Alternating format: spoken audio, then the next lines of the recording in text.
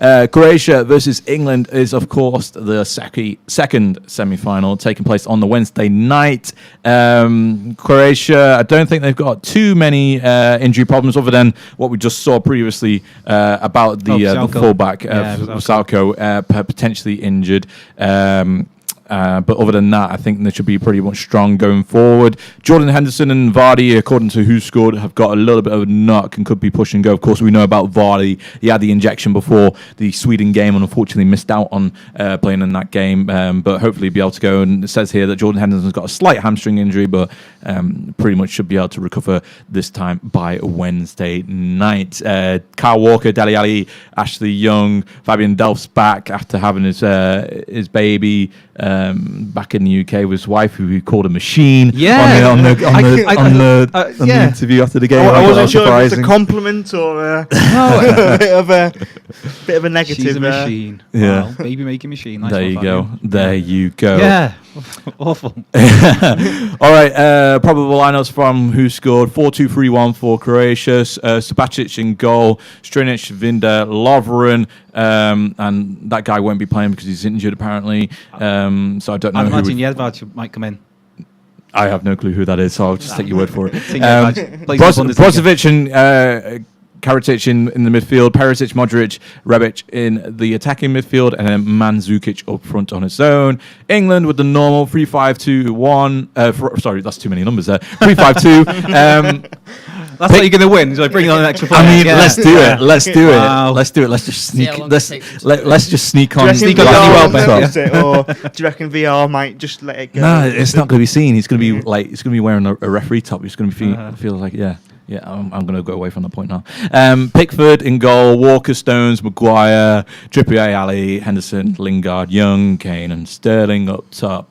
We've already pretty much mentioned that we don't really want any changes from this England squad. But Adam, what do you think is going to be the toughest test really for England against Croatia? I mean, Modric is a great player for both club and country, isn't he? He could be really tough I was about for to say England to handle. he's going to be the main threat. Yeah. Other than that, I can't see too much of a threat, but that's if England turn up. Adam's smacking his head in case you wanted to hear that sound effect. This is why it always goes wrong for England, because other than that one player, there's no threat here. We're going to piss all over these. If England turn up, if they don't turn up and they be their usual bottlers, then we have no chance. I think there's more to this Croatia team than just Luka Modric. Luka Modric is one of the best midfielders in the world, but he's not the be all and end all for the team. I think there's a lot England should be worried about out of that team.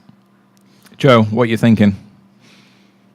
You're sitting there very quiet. Yeah, very pensive. He's collecting his thoughts here. It's very hard, isn't it? It's going to be a hard game. It's going to be close, but I think England might just nick it.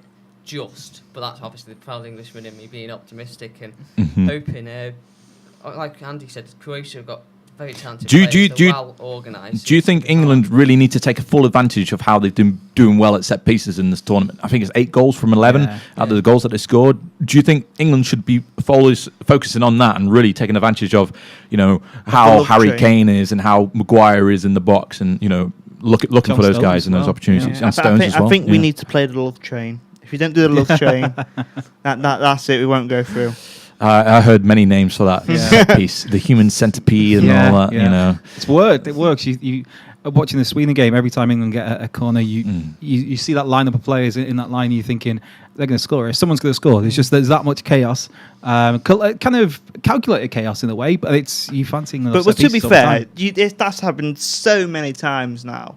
You'd think people might handle it. No, it's hard. You can't predict where they're going to go, though. That's the thing. It's hard to predict who's going where. How do you think Croatia is going to play against England? Cautious. I think they'll first 20 minutes they'll just feel the game out. Hopefully England. Well, they hope that England won't get a goal, and possibly me too. But I think it'll be very cautious opening 20 minutes, and then Croatia try and get a foothold. It's all about that midfield. We touched on it before. I think England, as it stands, if they stick with the exact same 11 that started the last game, I think they're going to get over on the midfield. But then you've got the conundrum of how do you counteract that? You have to, if you're going to try and change things, because John Henderson is key to this team and he needs somebody to help him out. But then you realistically you either have to drop Sterling, Ali, or Lingard. I think Lingard can win you a game I think I've been really impressed with him again this tournament, as he's brilliant for Man United last season. Dele Alli has always got a goal in him, even if he sometimes doesn't offer as much. And Raheem Sterling was electric for Man City, but has been poor. Well, not poor, but he's not offered an end product. He's worked hard for the team. He's opened up space for others, but he's not an end product himself. So I think that's the biggest problem for England: is how do you combat that Croatian midfield? And Hendo needs some help in there. Whether that's Eric Dyer, I don't think he's good enough to read the situations. I think if Eric Dyer comes in, he's probably the best option for it, I think, in terms of defensive minded. You've got Ruben Loftus-Cheek, who's a bigger, more imposing player, but he's a different type of player. He's more attacking. So I think Eric Dyer will play, and I think that could cost England maybe. If England score in the first quarter of an hour, I think that would set us up well, because they'll have to come out and attack. That's the thing with the Croatians. Their midfield's brilliant, and they've arguably got the best midfield in the World Cup as a whole. You can make a good argument for that. I just think, going forward, there's not much. Kramaric, Mandzukic, Rebic. Perisic is good, but not good enough to influence things. He's gone down, in my opinion, since the 2014 World Cup. Should have taken that move to United. Yeah. All right, Croatia in their first ever World Cup semi-final since 1998. England in their first ever World Cup semi-final since 1990. All to play for teams that haven't been in the stage of the competition for the first time in 20 years. England have scored 9 goals in the last 2 matches against Croatia. How's it going to go? Scoreline prediction. This is going to pain me. I think England are going through the enthusiasm pouring out my being here. I've got a feeling it's going to go to extra time, and then just Croatia are going to be absolutely knackered from the previous 2 games they played, going the distance to extra time and penalties. I think England are going to win it in extra time. Yeah, fair enough. Joe? 2-1. Another 2-1 semi-final, I think. In regulation? Yeah, just about. Yeah. England nick it late on. Nice stuff. I'm going to go for the same 2-1, but in extra time. Okay. I'm going to go for 2-1 as well. I think they'll do it in regulation, so we're pretty much agreeing with the same people from last time.